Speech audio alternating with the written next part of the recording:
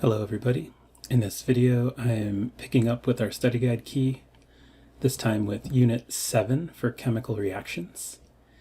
In this first section, these questions we're asked to classify each reaction by its type, so classifying each reaction either as synthesis, decomposition, double replacement, single replacement, or combustion. Now, I'd like to start this by going over each type of reaction first, and then coming back to these problems to identify which specific reaction is happening for each one. These resources here I got from chemistrylearner.com. I liked the graphics, and I think the explanations and examples were pretty good. These are, in general, the 5 types of reactions that we looked at this semester.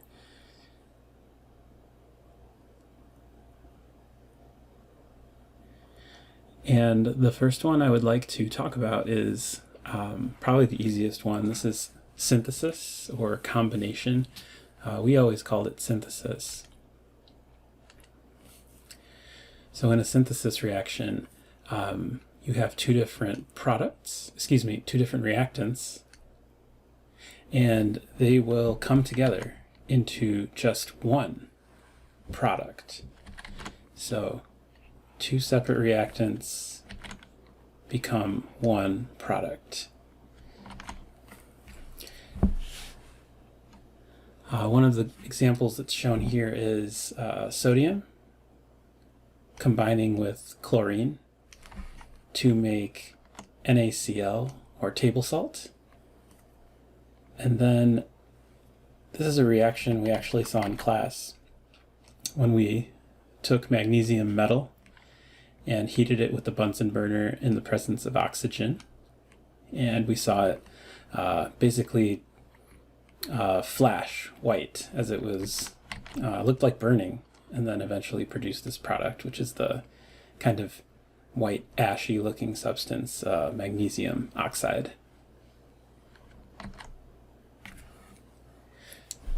So with that in mind, let's take a look at the problems from the study guide and see if anyone matches this pattern of 2 or more reactants combining into just one product.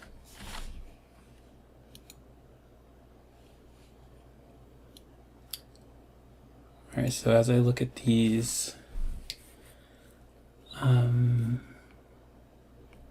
this one here looks pretty similar, number 4.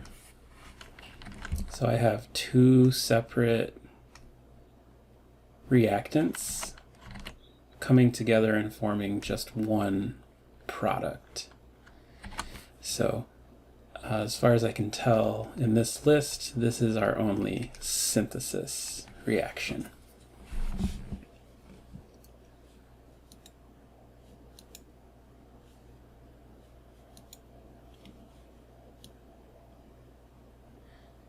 In this next reaction type, this one's called decomposition. This one's kind of the opposite of synthesis. It's where you have one reactant and it breaks apart into 2 or more products. So we're seeing something breaking down or breaking apart. In these examples, we've got calcium carbonate, so one reactant, and then it breaks down into 2 different products, calcium oxide and carbon dioxide. Here's another example. We have one reactant, sodium hydroxide, and in this reaction it breaks down into 2 products, sodium oxide and H2O, water. So let's go back to that list of study guide problems and see if anyone matches up with decomposition.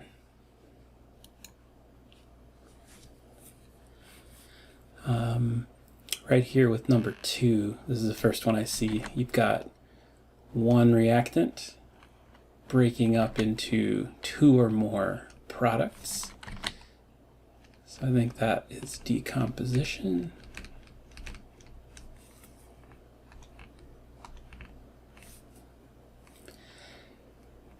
And I think that looks like it's the only decomposition reaction on this list.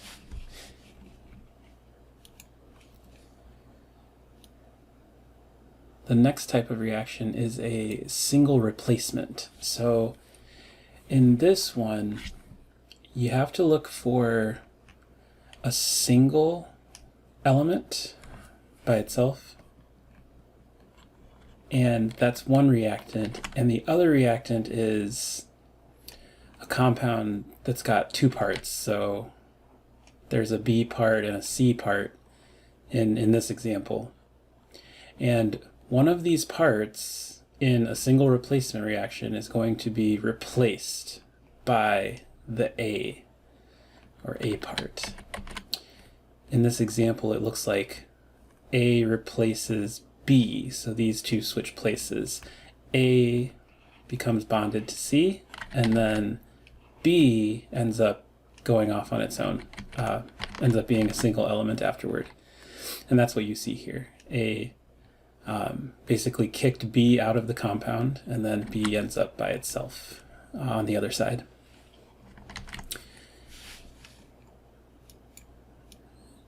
In this example, it looks like zinc is your single element and HCl is your compound. So HCl, I would say it's in two parts. There is the H part and the Cl part. So I'm expecting zinc, if a reaction happens, to replace one of those, either H or either hydrogen or chlorine.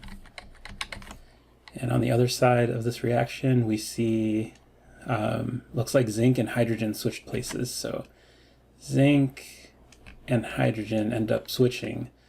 So zinc is now with chlorine as zinc chloride, and hydrogen is now by itself as H2, or hydrogen gas. In this example down here, we're going to see a replacement. One big difference is that one of these parts is polyatomic. So instead of this part of the compound, this would be like the AB in the example up top.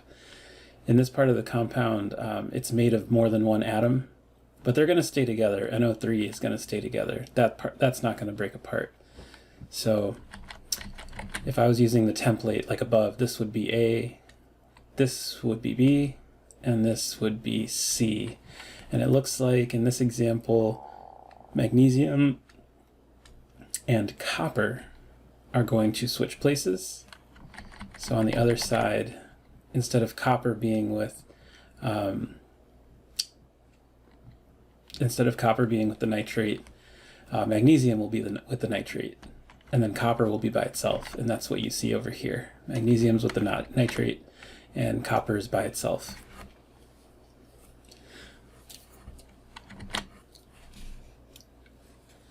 So let's go back to our problem set and see if any of these match up with what a single replacement is.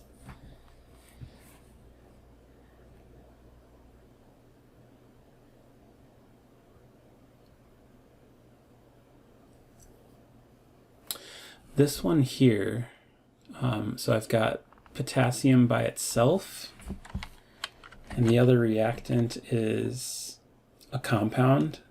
It's got copper and chlorine. So if this was single replacement, I would expect probably the two metals to switch places with each other. Potassium would switch places with copper. So potassium would be with chlorine, and that's what you see here. This is a typo. This should actually be KCl, not KBr. So potassium chloride, not potassium bromide.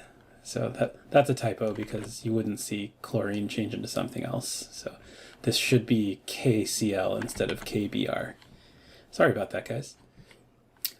So we see potassium switch places with copper. Now potassium is with chloride and copper is by itself. That's what we see on the other side here. So this is definitely a single replacement. Single replacement. Oh, and while we're here, I just noticed at the bottom here, this is another synthesis. It was tricky because there were so many parts. It looked like the aluminum and the oxygen would be different parts, and then the hydrogen and the oxygen would be different parts. But check this out. It's got two reactants, and they come together to form just one product, the aluminum hydroxide. So yeah, this is another synthesis. Missed that one the first time.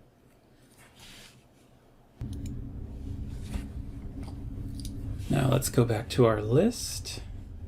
The next type of reaction is a double replacement, and this one has two reactants. So that's been pretty common so far. What makes this interesting and what makes this more easily identifiable is that each reactant is two parts. It's got an A and a B. Well, the first reactant has an A and a B, and then this reactant has a C and a D. So if I can recognize these four parts in my two reactants, then I should also be able to see, oh, do any of them switch places? Does A switch with C? Does B switch with D?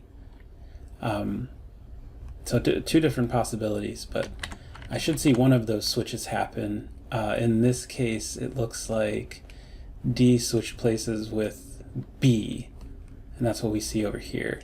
There's now an AD compound and a CB compound as the products. So in our problem set, let's see if any of these match up.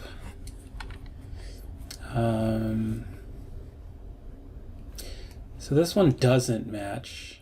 The reason is that this first one is a compound. There's a carbon part and a hydrogen part, but the second reactant is just oxygen by itself. So I don't think that's a good candidate for double replacement. But this one is silver and nitrate, and then sodium and chlorine. So each of the two reactants have two parts. And I should see two of these parts switch places with each other. In this case, it looks like it is Na and Ag that will switch places. So instead of silver being with nitrate, I should see sodium with nitrate. And instead of sodium being with chlorine, I should see silver with chlorine. And that's what we see on the other side, sodium with nitrate and silver with chlorine as your two products. This is a double replacement.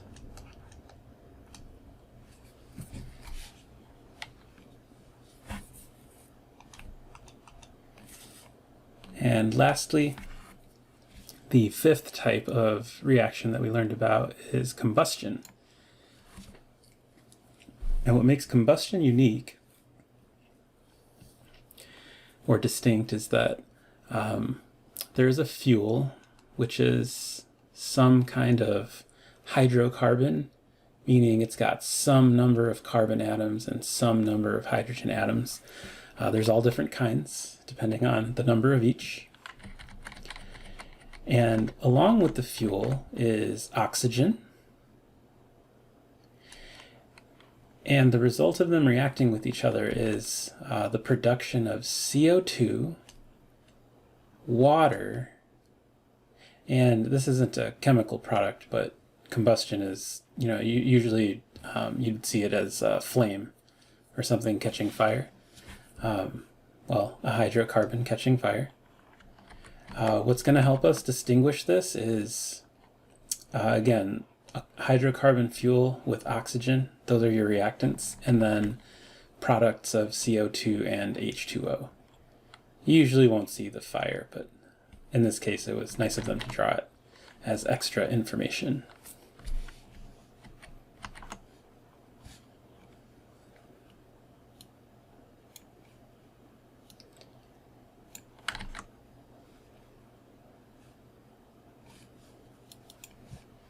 And if we look at this example,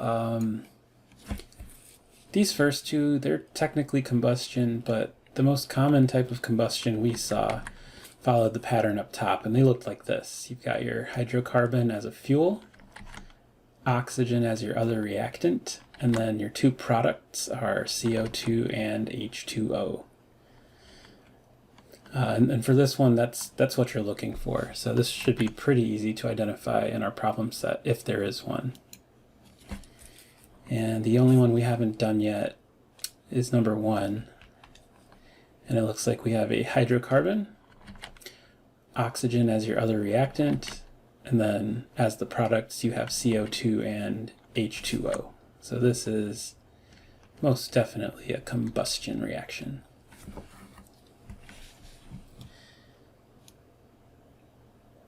All right, and the next one here. For these problems, we're asked to use the activity series. We'll go over that in just a second. And we're going to determine which of these combinations below will produce a chemical reaction. So these types of reactions where we look at an activity series are single replacement reactions. So we're looking for the lone element to perhaps replace one of these parts in the other reactant, which is a compound. So compound is here and it's got two parts, and then there is a lone element over here. And the question is, will this potassium switch places with the other metal? Potassium's a metal, and it will want to switch places with the other metal, which is copper. So we're going to ask the question, will these two switch places? Because it's not a guarantee, but we can use this tool, the activity series, to help us figure this out. The activity series is on our cheat sheet. It's right here. So this is where our activity series is. So the first thing we're going to do is we're going to find those two metals that we were looking at, and we're going to compare how reactive they are. Remember, our two metals are potassium and copper. So if I look here, potassium is at the top, it is the most reactive, and copper fourth from the bottom, so not as reactive. And this is what we'll say. We'll say that the most reactive component, if it is alone, if it is the single element, so not part of the compound, if it's more reactive, then it can kick out the other metal and replace it in the compound. And then the other metal would just be left by itself. So the question we're asking is, can the lone element, potassium, which is by itself, can it kick out copper? Is it reactive enough to kick out copper? And according to the reactivity series, yes it is. Potassium is more reactive than copper, so it absolutely can replace copper. So here, we'll write our products. So if a chemical reaction will occur, then we'll write out the products. So basically I'm going to write this out by switching these two. So we'll get copper by itself, and then potassium chloride is the other product.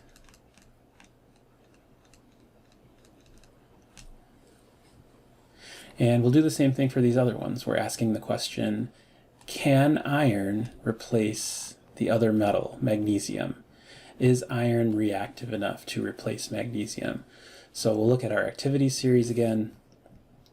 Iron is right here. Magnesium is right here. So iron is not more reactive than magnesium. It's lower than magnesium on this table. So because it is not more reactive, it cannot kick out magnesium. It cannot replace it in a compound. So in this one, we're going to write no reaction. Iron cannot switch places with magnesium. And in this last question, our lone element is lithium. So we're asking ourselves, is lithium reactive enough to replace zinc in this compound, zinc nitrate? So can we make lithium nitrate and then get zinc by itself? So we'll consult our reactivity series. Here is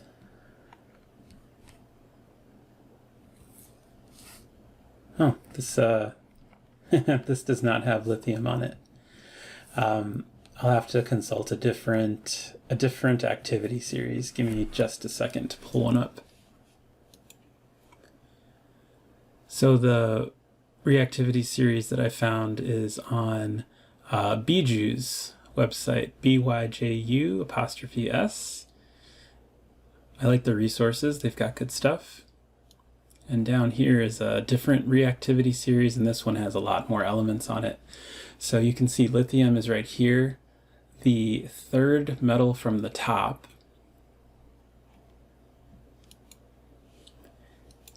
And zinc is down here, very close to the middle. So lithium is more reactive than zinc, so it can replace zinc if zinc was in a compound.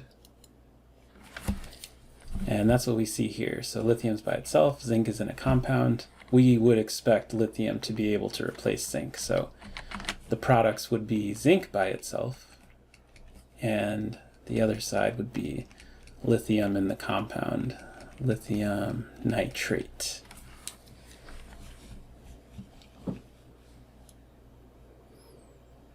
And in this last problem set, this time we're asked to consult our solubility chart, or our solubility table. So we've got a couple of tasks here. In this case, it looks like we're given double replacement reactions. So each of these compounds has two parts. This one has potassium and carbonate. This compound has barium and chloride. And we're going to ask ourselves, we're going to see if these, any of these components would switch places, like would the carbonate switch places with chlorine? Would the potassium switch places with barium? And what we want to know is, can we observe a reaction happening over here? If we find out that one of these is a solid, so we're going to check our solubility table to see if either of these would form a solid or a precipitate. And if that's true, then we would say yes. We're going to write reaction. We would observe a reaction happening. And if neither of them is insoluble, therefore not forming a precipitate, then we're going to say, oh, no reaction. No reaction will be observed. So the way we're going to do this is we're going to consult our table, and for each of these compounds, this one for example, we're going to see if a combination of barium and carbonate is soluble or insoluble. We're going to do the same thing for potassium and chloride. If they are together, is that soluble or insoluble? And our solubility table is on our cheat sheet down here. So this first compound, barium carbonate. So let's take a look here. Barium, so this is how you'll use this table, and I'll grab a darker pen. So barium is here, and carbonate is here. So let's find where they meet up.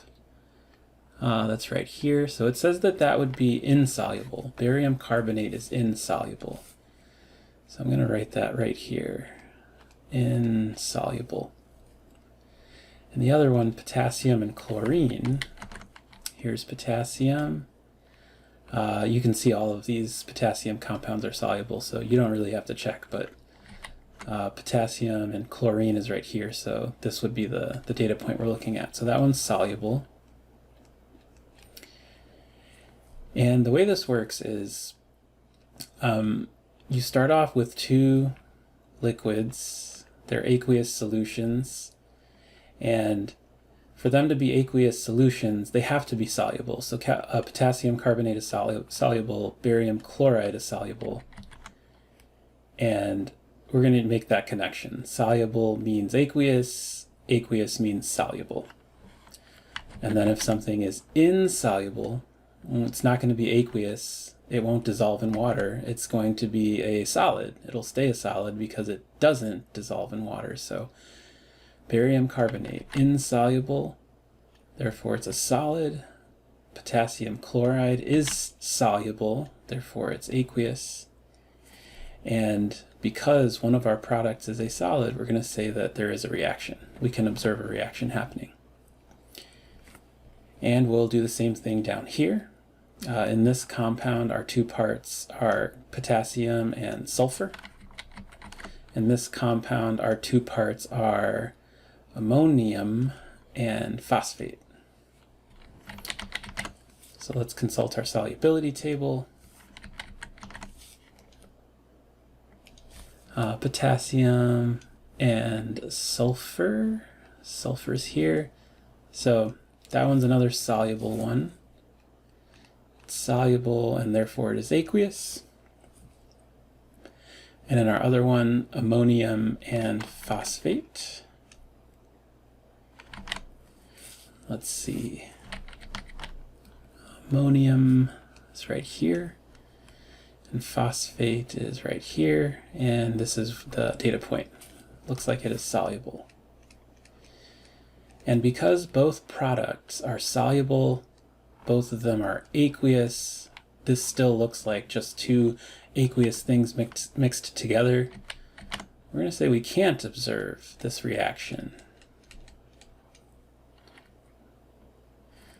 And then in our last reaction here, in this compound, we've got silver and chromate. And in this compound, we've got potassium and fluorine. So let's check silver chromate first. Here is silver. Here is chromate. And in this data point, we see that that compound is insoluble. So insoluble, meaning this is a solid. And then potassium and fluorine. Remember, potassium, everything in this column is soluble, so it should be no surprise that potassium and fluorine intersect at a soluble point. So we'll write soluble, and because it's soluble, it is aqueous. And because one of the products is a solid, we're going to say, yes, a reaction happened. We can observe a reaction. And this is all for Unit 7 of our study guide.